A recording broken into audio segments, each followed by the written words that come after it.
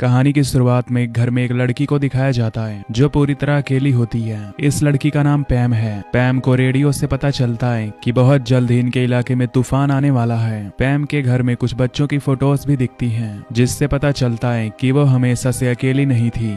हालांकि पैम को पता होता है कि तूफान आने वाला है, लेकिन इस बात से उसे कोई भी फर्क नहीं पड़ता। आज उसे किसी खास जगह जाना है। उसका दोस्त उसे कहता भी है कि तूफान आने वाला है, लेकिन फिर भी पैम अपनी गाड़ी लेकर अपनी डेस्टिनेशन की तरफ निकल जाती है और बहुत जल्दी वो उस जगह पहुंच जाती है जहां पर दो गाड़ियां पहले से खड़ी होती हैं। जब वो एक गाड़ी के पास जाती है तो उसमें एक कपल होता है जो बताता है कि हम 2 दिन की हाइकिंग करके अब वापस घर जा रहे हैं। वो उनसे दूसरी गाड़ी के बारे में पूछती है तो वो बताते हैं कि हमें नहीं पता कि ये गाड़ी किसकी है और न ही हमने किसी को ऊपर देखा था। इसके बाद वो कपल यहाँ से चला जाता है। सुबह के 6:50 हो रहे होते हैं और पैम अब हाइकिंग के लिए निकल पड़ती है। और जब वो धीरे धीरे ऊपर की तरफ बढ़ रही होती है तभी उसका पैर फिसल जाता है, जिससे उसकी स्टिक भी टूट जाती है। इसके बाद पैम अपनी स्टिक को फिक्स करती है और एक बार फिर से अपने आगे के सफर पर बढ़ चलती है। और यहाँ पर तूफान भी आना शुरू हो गया होता है, लेकिन पैम लगातार आगे बढ़ती चली जाती है और कई घंटों की हाइकिंग करने के बाद एक जगह कुछ देर के लिए रेस्ट करने के लिए रुक जाती है। वहाँ पर कॉफी पीती है और देखती है कि तूफान अब उसी की तरफ बढ़ रहा है। हवाएं धीरे धीरे तेज होना शुरू हो जाती हैं। पैम कुछ देर आराम करती है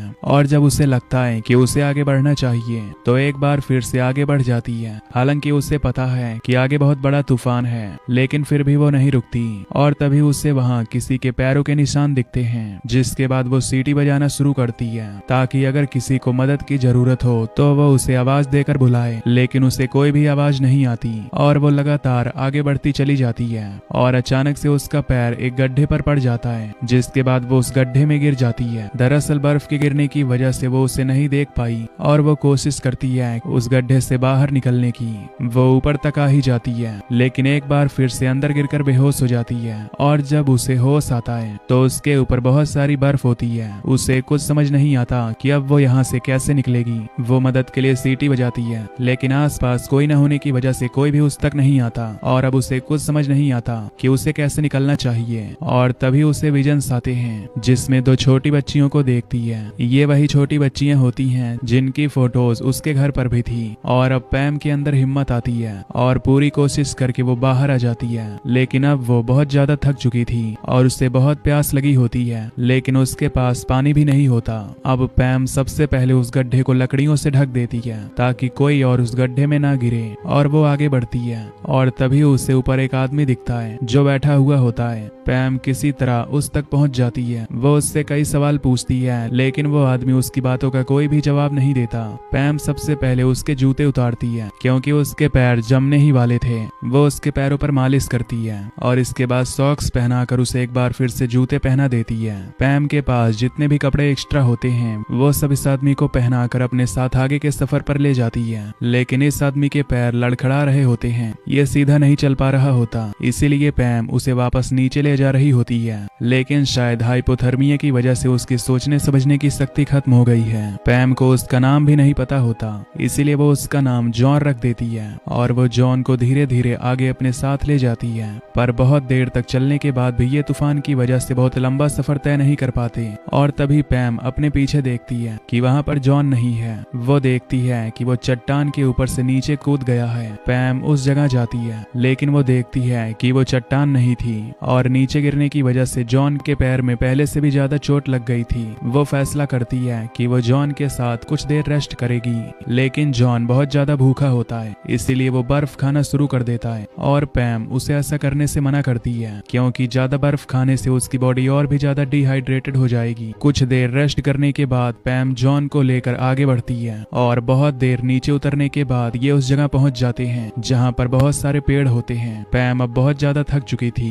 वो पेड़ का सहारा लेकर खड़ी हो जाती है और तभी वो देखती है कि जॉन का पैर स्लिप हो गया है और वो नीचे लुढ़कना शुरू कर देता है। इसके बाद पैम नीचे लुढ़कना शुरू कर देती है और दोनों नीचे आकर गिर जाते हैं। ये दोनों थके हुए हैं, इन्हें भूख भी लगी हुई है, लेकिन फिर भी पैम हिम्मत नहीं हारती और जॉन को हौसला देती है। लेकिन जॉन उसकी बात नहीं सुनना चाहता। वो उल्टा सीधा कहने लगता है, पर पैम खाने के लिए कुछ चॉकलेट्स देती है और कहती है कि तुम्हें आगे बढ़ना होगा और बहुत जल्दी रात होने वाली है, जिसका मतलब है कि यहाँ पर पर ठंड और ज्यादा बढ़ जाएगी, इसीलिए किसी भी तरह से सेफ जगहों तक पहुंचना चाहते हैं और लगातार चलते हुए ये नदी के किनारे तक पहुंचते हैं, जहां से पैम एक लकड़ी के ऊपर से क्रॉल करते हुए नदी को पार करती है। और अब जॉन धीरे धीरे ऊपर से नदी को पार करने की कोशिश करता है, लेकिन वो नदी में पानी में गिर जाता है। पानी का बहाव बहुत तेज होता है और पैम इससे दुखी होती है। उसकी आंखों में आंसू होते हैं और अब वो खुद ही आगे बढ़ना शुरू कर देती है। और तभी वो देखती है कि पानी के बहाव ने नदी के किनारे जॉन को फेंक दिया है।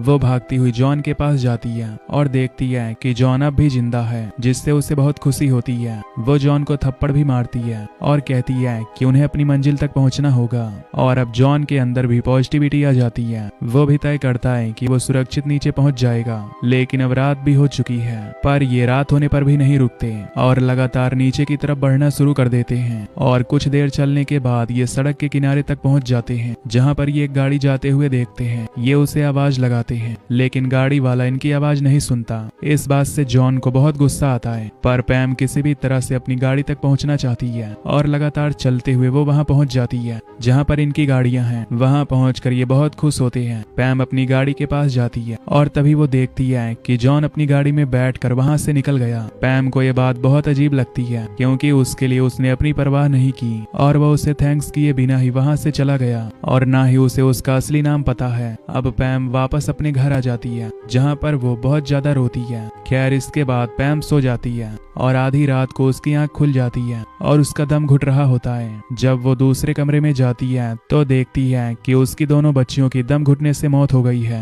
दरअसल यहाँ पर एक गैस फैल गई थी, जिस वजह से उनकी मौत हो गई। ये पैम का एक सपना होता है जो 1 साल पहले उसके साथ घटी थी, और यही वो दर्द होता है जो पैम के मन में आज भी होता है। और ये घटना 1 दिन पहले घटी थी, जब वो ट्रैकिंग पर गई थी, और यही कारण होता है कि वो जॉन को किसी भी कीमत पर सुरक्षित रखना चाहती थी। हालांकि जॉन खुद अपनी जान देना चाहता था, लेकिन फिर भी उसने उसकी रक्षा की और पैम की आंख खुल जाती है। और अगले दिन वो देखती है कि टीवी में उसी की न्यूज आ रही है। दरअसल जॉन ने सबको बता दिया होता है कि किस तरह से पैम ने उसकी हेल्प की, इसलिए सब उसे हीरो की तरह मान रहे होते हैं। और पैम के घर में एक न्यूज रिपोर्टर आता है, लेकिन पैम को इन सब में कोई इंटरेस्ट नहीं होता। बस वो जॉन के बारे में जानना चाहती है कि वो कौन है और क्यों खुद को मारना चाहता था। अगले दिन जब वो कॉफी हाउस में जाती है तो देखती है कि वहाँ पर जॉन पहले से होता है। दरअसल पैम ने जो उसे कपड़े दिए थे वो कपड़े उसे लौटाना चाहता है और पैम उसके बारे में जानना चाहती है और जॉन अपने बारे में उसे बताना शुरू करता है। वो कहता है कि 1 साल पहले वो लड़की जिसे वो बहुत प्यार करता था, वो इसी तरह से बर्फ में कहीं गुम हो गई थी, जिसके बाद उसका कुछ भी पता नहीं चला